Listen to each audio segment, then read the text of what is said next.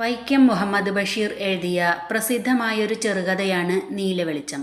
കഥാകൃത്തിന്റെ ജീവിതത്തിലെ അത്ഭുത സംഭവങ്ങളിൽ ഒന്ന് എന്ന ആമുഖത്തോടെ തുടങ്ങുന്ന ഈ കഥ, പ്രേതബാധയ്ക്ക് കുപ്രസിദ്ധി കിട്ടിയിരുന്ന ഒരു വീട്ടിൽ താമസിക്കേണ്ടി വന്ന ചെറുപ്പക്കാരനായ എഴുത്തുകാരനും ആ വീടിനെ ആവേശിച്ചിരുന്നതായി വിശ്വസിക്കപ്പെട്ടിരുന്ന പെൺകുട്ടിയുടെ പ്രേതവും തമ്മിൽ രൂപപ്പെടുന്ന ആർദ്രമായ ആത്മബന്ധത്തിന്റെ കഥയാണ്.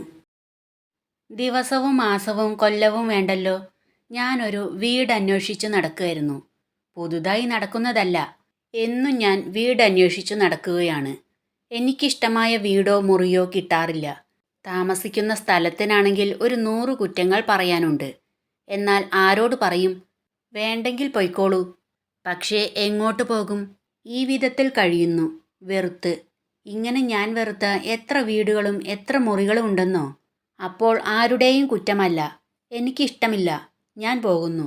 ഇഷ്ടമുള്ള വേറൊരാൾ എൻ്റെ സ്ഥാനത്ത് വരുന്നു. ഇങ്ങനെയാണല്ലോ വാടക വീടുകൾ. എന്നാൽ വീടുകൾക്ക് വളരെ ക്ഷാമമുള്ള കാലമാണ്. 10 കൊടുത്താൽ കിട്ടുമായിരുന്നത് 50 കൊടുത്താലും കിട്ടാനില്ല. ഇങ്ങനെ ഞാൻ നടക്കുമ്പോൾ നിൽക്കുന്നു ഒരു വീട്. ഒരു ചെറിയ മാളികയാണ്. ടൗണിൻ്റെ ബഹളങ്ങളിൽ നിന്നെല്ലാം അകലെ, ഏതാണ്ട് മുനിസിപ്പൽ അതിർത്തിയിൽ. വാടകയ്ക്ക് കൊടുക്കാൻ എന്ന വളരെ പഴയ ബോർഡുമുണ്ട്. എനിക്കാകെ പിടിച്ചു. മുകളിൽ 2 മുറിയും ഒരു പോർട്ടിക്കോയും, താഴത്ത് 4 മുറി. കൂടാതെ കുളിമുറിയുണ്ട്, അടുക്കളയുണ്ട്. വെള്ളത്തിന് പൈപ്പും വെളിച്ചത്തിന് ഇലക്ട്രിസിറ്റി മാത്രം ഇല്ല. അടുക്കളയുടെ മുൻപിൽ ഒരു കിണർ, അതിനടുത്ത് പറമ്പിൻ്റെ മൂലയിൽ കക്കൂസ്. മുറ്റത്തുള്ള കിണർ വളരെ പഴയതാണ്. ചുറ്റും കല്ല് കെട്ടിയിട്ടുണ്ട്.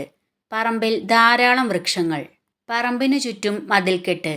പിന്നെ ഒരു ഗുണമുള്ളത്, അടുത്ത് അയൽപ്പക്കങ്ങളൊന്നുമില്ല. പബ്ലിക് റോഡിൻ്റെ അരികത്താണ് വീട്. ഞാൻ വളരെ സന്തോഷത്തോടെ അത്ഭുതപ്പെട്ടു. എന്തുകൊണ്ട് കെട്ടിടം ഇതുവരെ ആരും എടുത്തില്ല? വളരെ സുന്ദരിയായ ഒരു സ്ത്രീയെ സ്ത്രീകൾക്ക് പിടിച്ചുപറിയുള്ള ഈ കാലത്ത് ദാ നമുക്ക് ചുളുവിൽ കിട്ടിയിരിക്കുന്നു. ഹോ, അവളെ ആരെയും കാണിക്കരുത്. ഒരു പർദ്ദയിട്ട് മൂടണം. ഇങ്ങനെയുള്ളൊരു ഭാവമാണ് ആ മാളിക എന്നിലുണ്ടാക്കിയത്. ഞാൻ പരിഭ്രമിച്ചു.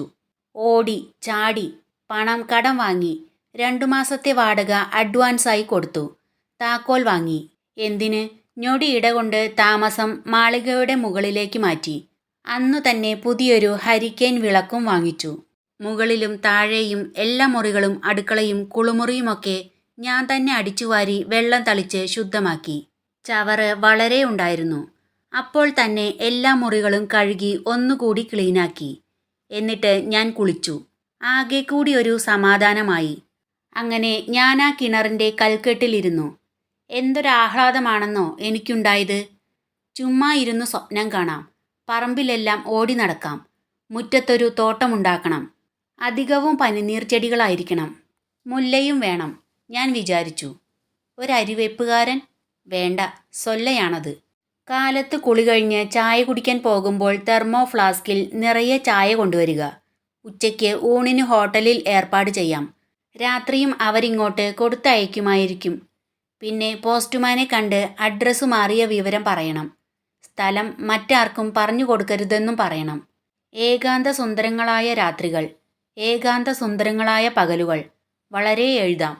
ഇങ്ങനെയൊക്കെ വിചാരിച്ചുകൊണ്ട് ഞാൻ കിണറിലേക്ക് നോക്കി. വെള്ളം ഉണ്ടോ ഇല്ലയോ എന്ന് കാണാൻ സാധിക്കുന്നില്ല. നിറയെ ചെടികൾ എന്തെല്ലാമോ വളർന്നു നിൽക്കുന്നു. ഞാനൊരു കല്ലെടുത്തിട്ടു. ബ്ലൂം എന്നൊരു മുഴക്കം. വെള്ളമുണ്ട്. ഇത്രയും പകൽ 11 മണിക്കാണ്. തലേദിവസം രാത്രി ഒരു പോള കണ്ണു ഞാൻ ഉറങ്ങിയിട്ടുണ്ടായിരുന്നില്ല. രാത്രി തന്നെ ഹോട്ടലിലെ കണക്ക് തീർത്തു. വീട്ടുടമസ്ഥനെ കണ്ട് വിവരം പറഞ്ഞു. ക്യാൻവാസ് കട്ടിൽ മടക്കി കെട്ടി. ഗ്രാമഫോൺ റെക്കോർഡുകൾ എല്ലാം അടുക്കി കെട്ടി ഭദ്രമാക്കി. പെട്ടി, പ്രമാണങ്ങൾ, ചാരുകസേര, ഷെൽഫ് എന്നുവേണ്ട സ്വത്തുക്കളെല്ലാം ശരിപ്പെടുത്തി. നേരം പരപര വെളുത്തപ്പോൾ 1-2 വണ്ടികളിൽ സാധനങ്ങളുമായി പോരുകയാണ് ചെയ്തത്. ഞാൻ പുതിയ വസതിയുടെ വാതിലുകളെല്ലാം അടച്ച് മുൻവശം പൂട്ടി. റോഡിലിറങ്ങി ഗേറ്റും അടച്ചു. അങ്ങനെ ഗമയിൽ താക്കോലും പോക്കറ്റിലിട്ട് നടന്നു. ഞാൻ വിചാരിച്ചു, ഇന്ന് രാത്രി ആരുടെ പാട്ടുകൊണ്ടാണ് പുതിയ വീട് ഉദ്ഘാടനം ചെയ്യേണ്ടത്? എൻ്റെ പക്കൽ 100-ലധികം റെക്കോർഡുകളുണ്ട്. English, Arabic, Hindi, Urdu, Tamil, Bengali. മലയാളത്തിലൊന്നുമില്ല. പാടാൻ കഴിവുള്ളവരുണ്ട്. അവരുടെ റെക്കോർഡുകളുമുണ്ട്. എന്നാൽ അതിൻ്റെയെല്ലാം ഡയറക്ഷൻ മോശമാണ്. മലയാളത്തിൽ എന്നാണ് ഒരു മ്യൂസിക് ഡയറക്ടർ ഉണ്ടാവുന്നത്? പങ്കജ് മല്ലികിനെ പോലെയോ ദിലീപ് കുമാർ റോയിയെ പോലെയോ? ഞാൻ വിചാരിച്ചു, ഇന്ന് ആദ്യമായി ആരുടെ പാട്ട് വയ്ക്കും? Pankaj Mullick, Dilip Kumar Roy, Saigal, Bing Crosby, Paul Robeson, Abdul Karim Khan, Kanan Devi, Kumari Manjudas Gupta, Khurshid, Jyotika Ray, M Subbulakshmi, ഇങ്ങനെ 10-20 പേരെ ഞാൻ ഓർമ്മിച്ചു. ഒടുവിൽ ഞാൻ തീർച്ചയാക്കി, ദൂരദേശവാസി ദാ വന്നിരിക്കുന്നു എന്നൊരു പാട്ട്. ദൂർദേശ് കാ രഹനെ വാല ആയ എന്നു തുടങ്ങുന്നത്. അതാരാണ് പാടിയിരിക്കുന്നത്? ആണോ പെണ്ണോ? എന്തോ ഓർമ്മ വന്നില്ല. വന്നിട്ട് നോക്കാം. അങ്ങനെ ഞാൻ പോയി. ആദ്യമായി പോസ്റ്റ് ശിപായിയെ കണ്ട് വിവരം പറഞ്ഞു. പുതിയ താമസ സ്ഥലത്തെപ്പറ്റി പറഞ്ഞപ്പോൾ പോസ്റ്റ് ശിപായി ഭയന്ന മാതിരി പറയുകയാണ്, അയ്യോ സാറേ, ആ വീട്ടിൽ ഒരു ദുർമരണം നടന്നിട്ടുള്ളതാ. അവിടെ ആരും താമസിക്കാറില്ല. അതായിരുന്നു ആ മാളിക ഇത്രയും കാലം ഒഴിഞ്ഞു കിടക്കാൻ കാരണം. ദുർമരണം നടന്ന സ്ഥലോ? ഞാൻ ലേശം പകച്ചു എന്ന് വിചാരിക്കുക. ഞാൻ ചോദിച്ചു, എന്ത് ദുർമരണം? അവിടുത്തെ മുറ്റത്തൊരു കിണറില്ലേ, അതിലാരോ ചാടി മരിച്ചു. അതിനുശേഷം ആ വീട്ടിൽ സ്വൈരമില്ല. പലരും താമസിച്ചു. രാത്രി വാതിലുകൾ പടേന്നടയ്ക്കും, പൈപ്പും തുറന്നിടും. അത്ഭുതം തന്നെ. 2 പൈപ്പിനും കൊളുത്തും താഴുമുണ്ടായിരുന്നു. വഴിയെ പോകുന്നവർ മതിൽ ചാടിക്കടന്ന് കുളിക്കുന്നതുകൊണ്ടാണ് പൈപ്പ് പൂട്ടിയിരിക്കുന്നതെന്നാണ് വീട്ടുടമസ്ഥൻ പറഞ്ഞത്. എന്നാൽ കുളിമുറിക്കകത്തുള്ള പൈപ്പിന് അതിൻ്റെ ആവശ്യമുണ്ടായിരുന്നോ എന്ന് ചോദിക്കാൻ അപ്പോൾ തോന്നിയില്ല. പോസ്റ്റ് ശിപായി തുടർന്നു, കഴുത്തിനും ഞെക്കിപ്പിടിക്കും. സാറിനോട് ഇതാരും പറഞ്ഞില്ലേ? ഞാൻ വിചാരിച്ചു, ഓ നന്നായിരിക്കുന്നു, 2 മാസത്തെ വാടകയും കൊടുത്തിട്ടുണ്ട്. എന്തു ചെയ്യും? ഞാൻ പറഞ്ഞു. ഓ അതൊന്നും സാരമില്ല, അതൊക്കെ ഒരു മന്ത്രത്തിൻ്റെ പണിയേ ഉള്ളൂ. ഏതായാലും എനിക്കുള്ള എഴുത്തുകളും മറ്റും അങ്ങോട്ട് എത്തിക്കാൻ ഏർപ്പാട് ചെയ്യണം. ഇത്രയും ഞാൻ ധീരതയോടെ പറഞ്ഞു. ഞാൻ ധീരനോ ഭീരുവോ അല്ല. സാധാരണ എല്ലാവരും ഭയപ്പെടുന്നതിനെ ഞാനും ഭയപ്പെടുന്നു. അതുകൊണ്ട് ഭീരു ആണെന്ന് തന്നെ പറയാം. ഇതുപോലുള്ള സന്ദർഭങ്ങളിൽ നിങ്ങൾ എന്താ ചെയ്യുക? എൻ്റെ നടപ്പ് വളരെ സാവധാനത്തിലായി. എന്തു ചെയ്യണം? ഒരനുഭവത്തിന് വേണ്ടി സാധാരണയായി ഞാൻ അനുഭവം ഉണ്ടാക്കാറില്ല. പക്ഷേ അനുഭവം താനെ വരികയാണെങ്കിലോ? പക്ഷേ എന്താണ് വരാൻ പോകുന്നത്? ഞാനൊരു ഹോട്ടലിൽ കയറി ചായ കുടിച്ചു. ഊണിന് വലിയൊരാവശ്യം തോന്നിയില്ല. അടിവയറ്റിൽ തീ പിടിച്ച മാതിരി. വിശപ്പും കഷ്ടി. ഊണ് പതിവായി എത്തിക്കേണ്ട കാര്യത്തെപ്പറ്റി ഹോട്ടൽക്കാരനോട് ഞാൻ പറഞ്ഞു. സ്ഥലം ഏതെന്നറിഞ്ഞപ്പോൾ അയാളും പറഞ്ഞു, പകൽ വേണമെങ്കിൽ എത്തിക്കാം. രാത്രി പിള്ളേരാരും അങ്ങോട്ട് വരില്ല. ഒരു പെണ്ണവിടെ കിണറ്റിൽ ചാടി ചത്തു. അവൾ അവിടെ എങ്ങാനും നിൽക്കും. സാറിന് പ്രേതങ്ങളെ പേടിയില്ലേ? എൻ്റെ പകുതി ഭയം പോയി. പെണ്ണല്ലേ? ഞാൻ പറഞ്ഞു. ഓ അതിലൊന്നും സാരില്ല. പോരെങ്കിൽ മന്ത്രവുമുണ്ട്. എന്തു മന്ത്രമാണെന്ന് എനിക്ക് തന്നെ അറിഞ്ഞുകൂടായിരുന്നു. പക്ഷേ പെണ്ണാണ്, ഞാൻ പറഞ്ഞില്ലേ. പകുതി സമാധാനമായി.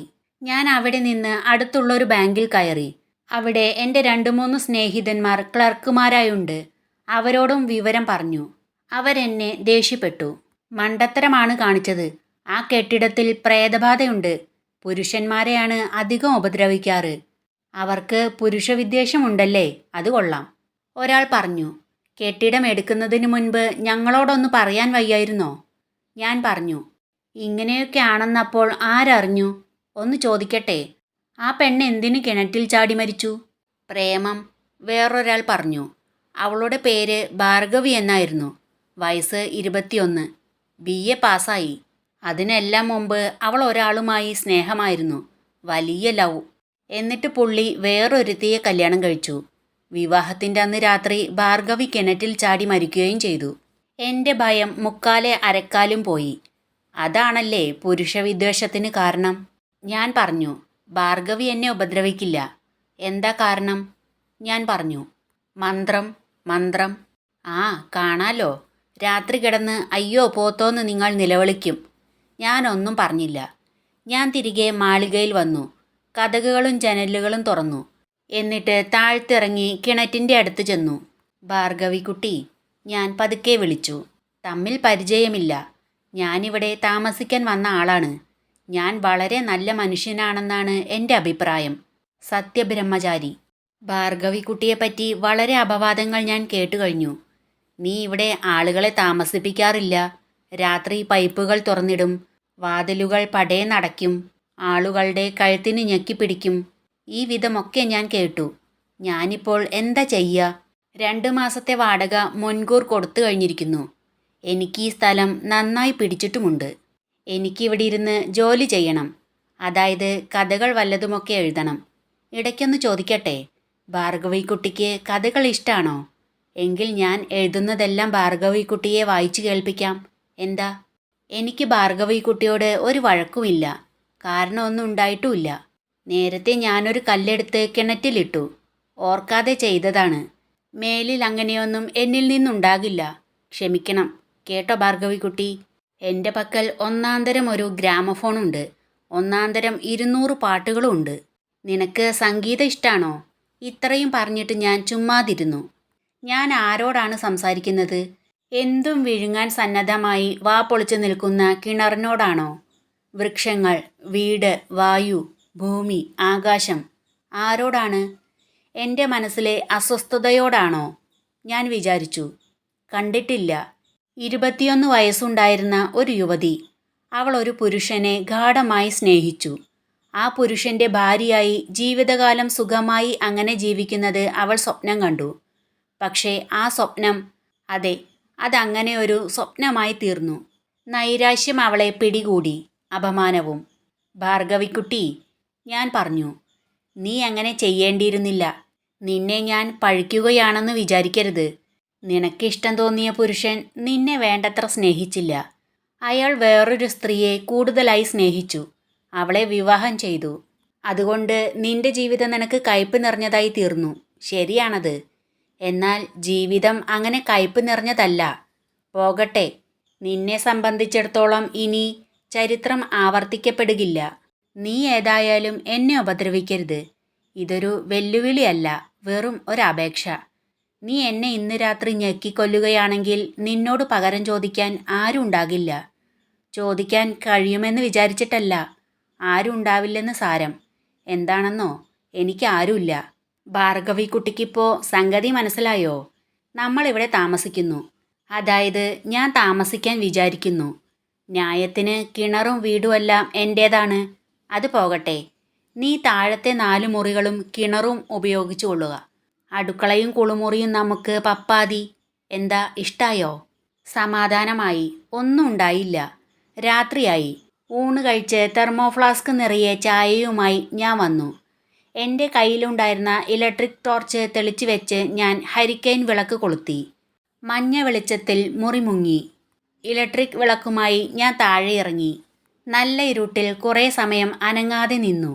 എൻ്റെ ഉദ്ദേശം പൈപ്പുകൾ പൂട്ടാനാണ്. ഞാൻ ജനലുകളെല്ലാം തുറന്നു മലർത്തി. എന്നിട്ട് കിണറ്റിനരികെ അടുക്കളയുടെ അടുത്ത് ചെന്നു. അപ്പോൾ തോന്നി, പൈപ്പുകൾ പൂട്ടരുത്. ഞാൻ അങ്ങനെ വാതിലുകൾ അടച്ച് സാക്ഷിയിട്ട് കോവണിപ്പടി കയറി മുകളിൽ വന്ന് ശകലം ചായ കുടിച്ചു. എന്നിട്ടൊരു ബീഡി വലിച്ചുകൊണ്ട് കസേരയിൽ ഇരുന്നു. അങ്ങനെ ഞാൻ എഴുതാൻ തുടങ്ങുകയാണ്. അപ്പോൾ എനിക്ക് തോന്നി, എൻ്റെ കസേരയുടെ പിന്നിൽ ഭാർഗവി നിൽപ്പുണ്ട്. ഞാൻ പറഞ്ഞു, ഞാൻ എഴുതിക്കൊണ്ടിരിക്കുമ്പോൾ ആരെങ്കിലും നോക്കുന്നത് എനിക്കിഷ്ടമല്ല. ഞാൻ തിരിഞ്ഞു നോക്കി. ആരുമില്ല. എന്തോ തുടർന്ന് എഴുതാൻ മനസ്സു വന്നില്ല. ഞാൻ എണീറ്റ് 2 മുറികളിലായി ലാത്തി തുടങ്ങി. കാറ്റില്ല. വെളിയിൽ വൃക്ഷങ്ങളുടെ ഇലകൾ പോലും അനങ്ങുന്നില്ല. ഞാൻ ജനാല വഴി താഴേക്ക് നോക്കുമ്പോൾ ഒരു വെളിച്ചം. നീലയോ ചുവപ്പോ മഞ്ഞയോ ഏതാണെന്ന് അറിഞ്ഞുകൂടാ. ഒരു നിമിഷ നേരമേ കണ്ടുള്ളൂ. ഓ, ചുമ്മാ ഭാവനയാണ്. ആ വെളിച്ചം കണ്ടത് തന്നെയെന്ന് എനിക്ക് സത്യം ചെയ്യാൻ സാധ്യമല്ല. എങ്കിലും കാണാതെ കണ്ടു എന്ന് തോന്നുന്നതെങ്ങനെയാ? ഞാൻ വളരെ സമയം അങ്ങനെ നടന്നു. വളരെ സമയം ജനലുകളുടെ മുന്നിൽ നിന്നു. വിശേഷം ഒന്നുമില്ല. എന്തെങ്കിലും വായിക്കാൻ നോക്കി. ഏകാഗ്രത കിട്ടുന്നില്ല. നേരത്തെ ഉറങ്ങാമെന്ന് വിചാരിച്ച് കിടക്ക വിരിച്ച് വിളക്കണച്ചു. അപ്പോൾ തോന്നി ഒരു റെക്കോർഡ് വയ്ക്കണം. വീണ്ടും വിളക്ക് കൊളുത്തി. ഗ്രാമഫോൺ തുറന്നു വെച്ചു. ഒരു പുതിയ സൂചി സൗണ്ട് ബോക്സിൽ ഫിറ്റ് ചെയ്തു. അതിനുശേഷം ഗ്രാമഫോണിന് കീ കൊടുത്തു. ആരുടെ പാട്ട് വയ്ക്കണം? ലോകം നിശബ്ദം. എന്നാൽ ഒരു മുഴക്കമുണ്ട്. ഹൂ എന്ന്. എൻ്റെ 2 ചെവികളിലുമാണ്. ഭയം എന്നെ പിടികൂടിയില്ല. എന്നാൽ എൻ്റെ പുറത്ത് ഒരു പൊരുപൊരുപ്പ്. ഭീകരമായ നിശബ്ദതയെ ലക്ഷം ലക്ഷം കഷ്ണങ്ങളാക്കി തകർക്കാൻ ഞാൻ വിചാരിച്ചു. അതിന് ആരുടെ പാട്ട് വേണം? അങ്ങനെ ഞാൻ തിരഞ്ഞ് അമേരിക്കയിലെ നീഗ്രോ ഗായകൻ പോൾ റോബ്സന്റെ ഒരു റെക്കോർഡ് എടുത്തു വച്ചു. ഉടനെ ഗ്രാമഫോൺ പാടിത്തുടങ്ങി. മധുരവും ഗംഭീരവുമായ പുരുഷ ശബ്ദം. അത് തീർന്നു. പിന്നീട് പങ്കജ് മല്ലികാണ്. തൂ ഡർന സരാബി, നീ അശേഷം ഭയപ്പെടേണ്ട. അത് കഴിഞ്ഞ് മധുരവും മൃദുലവുമായ സ്ത്രീ ശബ്ദമാണ്. കാറ്റിനിലെ വരും ഗീതം. അങ്ങനെ എം.എസ്. സുബ്ബലക്ഷ്മി പാടിക്കഴിഞ്ഞു. ഈ 3 പാട്ട് കഴിഞ്ഞപ്പോൾ എനിക്കെന്തോ സമാധാനമായി. അങ്ങനെ ഞാൻ കുറേ സമയം ഇരുന്നു. ഒടുവിൽ സാക്ഷാൽ സൈഗാളിനെ വിളിച്ചു. അദ്ദേഹം പതുക്കെ ആ ക്ഷീണിച്ച സ്വരത്തിൽ വിഷാദത്തോടെ മധുരമായി പാടി. സോജ രാജകുമാരി, രാജകുമാരി ഉറങ്ങൂ, സുന്ദരങ്ങളായ സ്വപ്നങ്ങൾ കണ്ട് നീ ഉറങ്ങൂ. അതും കഴിഞ്ഞു. അത്ര തന്നെ. ഇനി നാളെ എന്നും പറഞ്ഞ് ഞാൻ ഗ്രാമഫോൺ അടച്ച് ഒരു ബീഡിയും കത്തിച്ച് വിളക്കണച്ച് കിടന്നു. തൊട്ടടുത്ത് ടോർച്ച് ലൈറ്റുമുണ്ട്, വാച്ചുമുണ്ട്. പോർട്ടിക്കോയിലേക്കുള്ള വാതിൽ അടച്ചിട്ടാണ് ഞാൻ കിടന്നത്. സമയം 10 മണിയായി കാണും. ഞാൻ ചെവിയോർത്ത് കിടന്നു. വാച്ചിൻ്റെ വളരെ നേരിയതായ ടിക് ടിക് ശബ്ദമല്ലാതെ മറ്റൊന്നുമില്ല. മിനിറ്റുകളും മണിക്കൂറുകളും അങ്ങനെ നീങ്ങിക്കൊണ്ടിരുന്നു. എൻ്റെ മനസ്സിൽ ഭയമില്ല. ഉള്ളത് തണുത്ത ഒരു ജാഗ്രത. ഇതെനിക്ക് പുതിയതല്ല. 20 കൊല്ലത്തെ ഏകാന്ത ജീവിതത്തിൽ എനിക്ക് തന്നെ അർത്ഥം കണ്ടുപിടിക്കാൻ കഴിയാത്ത ചില അനുഭവങ്ങളുണ്ടായിട്ടുണ്ട്. അതുകൊണ്ട് എൻ്റെ ശ്രദ്ധ ഭൂതകാലത്തിലേക്കും വർത്തമാനകാലത്തിലേക്കും അങ്ങനെ പോയും വന്നുകൊണ്ടിരുന്നു. ഇടയ്ക്ക് വാതിലിൽ മുട്ടുമോ, പൈപ്പിൽ വെള്ളം വീഴുന്ന ശബ്ദം കേൾക്കുമോ, കഴുത്തിന് ഞെക്കി പിടിക്കുമോ? ഈ വിധത്തിൽ 3 മണിവരെ ഞാൻ ശ്രദ്ധിച്ചു. ഒന്നും കേട്ടില്ല, ഒന്നും അനുഭവപ്പെട്ടില്ല. പരമശാന്തത. ഞാൻ ഉറങ്ങി. ഒരു സ്വപ്നവും കണ്ടില്ല. പിറ്റേ ദിവസം 9 മണിക്ക് ഞാൻ എണീറ്റു. ഒന്നും സംഭവിച്ചിട്ടില്ല. ഭാർഗവിക്കുട്ടി, വളരെ നന്ദി. ഒന്നെനിക്ക് മനസ്സിലായി കേട്ടോ. ആളുകൾ ചുമ്മാ ഭാർഗവിക്കുട്ടിയെപ്പറ്റി അപവാദം പറയുകയാണ്. അവരങ്ങനെ പറഞ്ഞോട്ടെ, അല്ലേ? ഇങ്ങനെ പകലുകൾ കഴിഞ്ഞു വന്നു. മിക്ക രാത്രികളിലും എഴുതി ഞാൻ ക്ഷീണിക്കുമ്പോൾ റെക്കോർഡ് വയ്ക്കും. പാട്ടിന് മുമ്പ് തന്നെ ആരാണോ പാടുന്നത്, പാട്ടിൻ്റെ സാരമെന്ത്, ഇതൊക്കെ ഞാൻ നേരത്തെ അനൗൺസ് ചെയ്യും. ഞാൻ പറയും, ദാ വരുന്ന പാട്ടുണ്ടല്ലോ, പങ്കജ് മല്ലിക് എന്ന ബംഗാളി ഗായകൻ്റേതാണ്. ദുഃഖമയമാണ് പാട്ട്. ഓർമ്മകളെ ഉണർത്തുന്നതാണ്. കഴിഞ്ഞുപോയ കാലങ്ങളുണ്ടല്ലോ, ശ്രദ്ധിച്ചു കേട്ടോളൂ. ഗുസർ ഗയാ വഹ് സമാന കൈസ കൈസ. അല്ലെങ്കിൽ ഞാൻ പറയും, ഈ വരുന്നത് ബിഗ് ക്രോസ്ബിയുടേതാണ്. ഇൻ ദ മൂൺലൈറ്റ് എന്നുവച്ചാൽ നിലാവെളിച്ചത്തിൽ. ഓ, BA-കാരിയാണല്ലോ, ക്ഷമിക്കണം. ഈ വിധമൊക്കെ ഞാൻ തന്നെത്താൻ പറയും. ഇങ്ങനെ 2 മാസം കഴിഞ്ഞു. ഞാൻ തോട്ടമുണ്ടാക്കി. പൂക്കളുണ്ടാകുമ്പോൾ എല്ലാം ഭാർഗവിക്കുട്ടിക്കാണെന്ന് പറയുകയും ചെയ്തു. ഇടയ്ക്കു ഞാൻ ഒരു ചെറു നോവലും എഴുതി തീർത്തു. എൻ്റെ വളരെ സ്നേഹിതന്മാർ വന്നു. പലരും അവിടെ രാത്രി കഴിച്ചു കൂട്ടിയിട്ടുണ്ട്. ഉറങ്ങുന്നതിനു മുൻപ് അവരാരും അറിയാതെ ഞാൻ താഴത്തിറങ്ങി ചെന്ന് ഇരുളിൽ നോക്കിക്കൊണ്ട് പതുക്കെ പറയും, കേട്ടോ ഭാർഗവിക്കുട്ടി, എൻ്റെ കുറേ സ്നേഹിതന്മാർ രാത്രി ഇവിടെ ഉറങ്ങുന്നുണ്ട്. അവരെ ആരെയും ഞെക്കിക്കൊല്ലരുത്. അങ്ങനെ വല്ലതും സംഭവിച്ചാൽ പോലീസുകാർ എന്നെ പിടിച്ചു കൊണ്ടുപോകും. സൂക്ഷിക്കണേ. Good night. സാധാരണയായി പുറത്തിറങ്ങാൻ ഭാവിക്കുമ്പോൾ ഞാൻ പറയും, ഭാർഗവിക്കുട്ടി, വീട് സൂക്ഷിച്ചോളണേ. വല്ല കള്ളന്മാരും കയറി വരികയാണെങ്കിൽ ഞെക്കിക്കൊന്നോളൂ. ശവം ഇവിടെ ഇടരുത്. വലിച്ച് 1 മൈൽ ദൂരെ കൊണ്ടുപോയി ഇട്ടേക്കണം. അല്ലെങ്കിൽ നമുക്ക് കുഴപ്പമുണ്ട്. രാത്രി സെക്കൻഡ് ഷോ സിനിമ കണ്ടിട്ട് മടങ്ങി വരുമ്പോൾ ഞാൻ പറയും, ഞാനാണ് കേട്ടോ. ഇത്രയെല്ലാം പുതുമോടിക്ക് ഞാൻ പറഞ്ഞതാണ്. കാലം കുറേയങ്ങ് കഴിഞ്ഞപ്പോൾ ഞാൻ ഭാർഗവിയെ മറന്നു. അതായത് വലിയ വർത്തമാനങ്ങളൊന്നുമില്ല. വല്ലപ്പോഴും ഓർക്കും എന്നു മാത്രം. ആ ഓർമ്മ എങ്ങനെയുള്ളതാണെന്ന് പറയാം. ഈ ഭൂമിയിൽ എത്രയോ കോടി, അതായത് മനുഷ്യ സമുദായത്തിൻ്റെ ഉത്ഭവത്തിന് ശേഷം എണ്ണമില്ലാത്ത സ്ത്രീ പുരുഷന്മാർ മരിച്ചിട്ടുണ്ട്. അവരെല്ലാം ഈ ഭൂമിയിൽ അലിഞ്ഞും പൊടിഞ്ഞും ചേർന്നിരിക്കുകയാണ്. ഇത് നമുക്കറിയാം. ഈ ഇനത്തിൽ ഒരു ഓർമ്മ മാത്രമായി അവശേഷിച്ചു ഭാർഗവി. അങ്ങനെ ഇരിക്കുമ്പോഴാണ് ഒരു സംഭവം ഉണ്ടായത്. അതാണിനി പറയാൻ പോകുന്നത്. ഒരു രാത്രി, സമയം ഏതാണ്ട് 10 മണിയായി കാണും. ഒരു 9 മണി മുതൽ ഞാൻ ഒരു കഥ എഴുതുകയായിരുന്നു. വളരെ വികാരമുള്ളതാണ്. ഞാൻ വളരെ ധൃതിയിൽ എഴുതിക്കൊണ്ടുവരുന്നു. ക്രമേണ വിളക്കുമങ്ങുന്നതായി എനിക്ക് തോന്നി. ഞാൻ വിളക്കെടുത്ത് പതുക്കെ ഒന്ന് കുലുക്കി നോക്കി. മണ്ണെണ്ണ തീരെയില്ല. എങ്കിലും ഞാൻ വിചാരിച്ചു, ഒരു പേജ് കൂടി എഴുതാം. ഇതങ്ങനെ വ്യക്തമായ വിചാരമല്ല.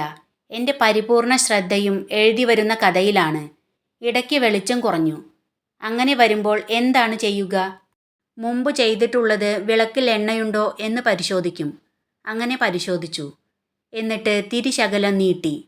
എന്നിട്ടെഴുതുകയാണ്. കുറെ കഴിഞ്ഞപ്പോൾ വീണ്ടും വെളിച്ചം കുറഞ്ഞു. വീണ്ടും തിരിനീട്ടി. എന്നിട്ടെഴുതി തുടങ്ങി. പിന്നെയും വിളക്കുമങ്ങി. വീണ്ടും തിരിനീട്ടി. ഈ വിധത്തിൽ കുറെ കഴിഞ്ഞപ്പോൾ ഒരു 1/2 ഇഞ്ച് വീതിയിലും 4 ഇഞ്ച് നീളത്തിലുമുള്ള ഒരു ചുവന്ന കനലായി അവശേഷിച്ചു വിളക്കിൻ്റെ തിരി. ഞാൻ തന്നെത്താൻ പറഞ്ഞു, വെളിച്ചത്തിനെന്തു വഴി? മണ്ണെണ്ണ വേണം. ഞാൻ ഓർത്തു, ബാങ്കിൽ ചെന്നാൽ ആ ക്ലർക്കുമാരുടെ സ്റ്റൗവിൽ നിന്ന് മണ്ണെണ്ണ കടം വാങ്ങാം. ഞാൻ ടോർച്ച് ലൈറ്റും മണ്ണെണ്ണക്കുപ്പിയുമായി വാതിൽ പൂട്ടി താഴെ ഇറങ്ങി. മുൻവശത്തെ വാതിലും പൂട്ടി വെളിയിലിറങ്ങി ടോർച്ചടിച്ച് പെരുവഴിയിലൂടെ നടന്നു. മങ്ങിയ നിലാവുണ്ട്. നല്ല മഴക്കാറുമുണ്ട്. ഞാൻ വേഗം നടന്നു. തെരുവീതിയിലൂടെ ബാങ്കിൻ്റെ മുന്നിൽ ചെന്ന് മുകളിലേക്ക് നോക്കി. ഒരു ക്ലർക്കിൻ്റെ പേര് വിളിച്ചു. 2-3 പ്രാവശ്യം വിളിച്ചപ്പോൾ ഒരാൾ ഇറങ്ങി വന്ന് സൈഡ് ഗേറ്റ് തുറന്നു. പുറമേ കൂടി ഞങ്ങൾ ബാങ്ക് കെട്ടിടത്തിൻ്റെ പിൻവശത്ത് ചെന്ന് കോവണിപ്പടി വഴി മുകളിൽ ചെന്നു. അപ്പോഴാണ് എനിക്ക് മനസ്സിലായത് അവർ 3 പേരും കൂടി ചീട്ടു കളിക്കുകയായിരുന്നു എന്ന്. ഞാൻ മണ്ണെണ്ണയുടെ കാര്യം പറഞ്ഞപ്പോൾ അവരിൽ ഒരുവൻ ചിരിച്ചുകൊണ്ട് ചോദിച്ചു, എന്നാൽ ഭാർഗവിയോട് പറയാൻ വയ്യായിരുന്നോ മണ്ണെണ്ണ കൊണ്ടുവരാൻ? ഞാൻ ഒന്നും പറഞ്ഞില്ല. ഞാനും ചിരിച്ചു. അവരിൽ ഒരാൾ സ്റ്റൗവിൽ നിന്ന് മണ്ണെണ്ണ കുപ്പിയിലേക്ക് ഒഴിച്ചുകൊണ്ടിരിക്കുമ്പോൾ പെട്ടെന്ന് മഴ വീണു. ഞാൻ പറഞ്ഞു, ഒരു കുടയും തരണം. അവർ പറഞ്ഞു, ഒന്ന് പോയിട്ട് ഒരു കാലുപോലുമില്ല. നമുക്കല്പം ചീട്ട് കളിക്കാം. മഴ തോരുമ്പോൾ പോകുകയും ചെയ്യാം. അങ്ങനെ ഞങ്ങൾ ചീട്ടു കളിച്ചു. ഞാനും എൻ്റെ കൂട്ടുകാരനും 3 പ്രാവശ്യം സലാം വച്ചു.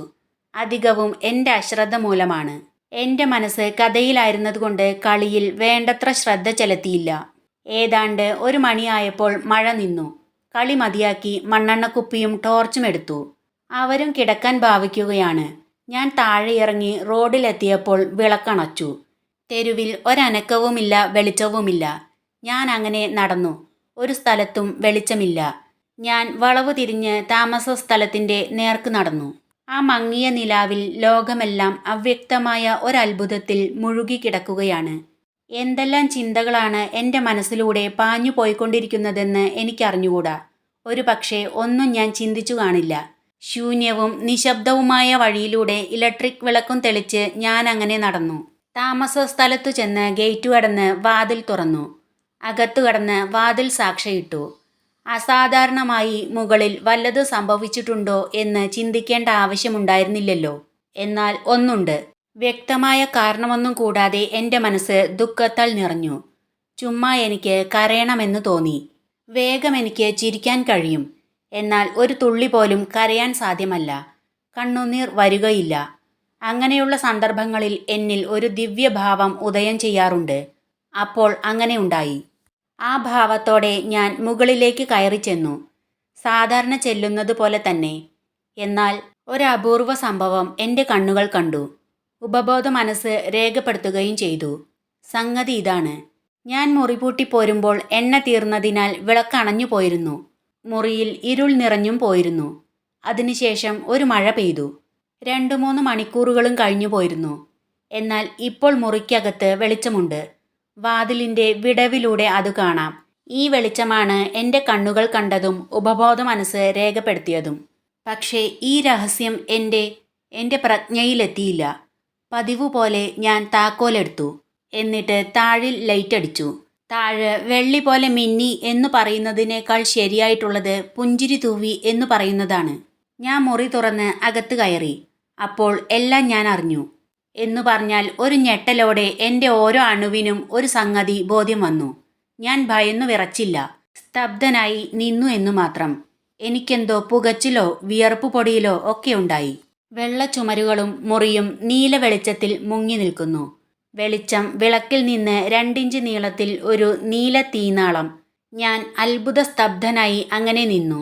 മണ്ണെണ്ണയില്ലാതെ അണഞ്ഞുപോയ വിളക്ക് എങ്ങനെ ആരാൽ കൊളുത്തപ്പെട്ടു? ഈ നീല വെളിച്ചം എവിടുന്നുണ്ടായി?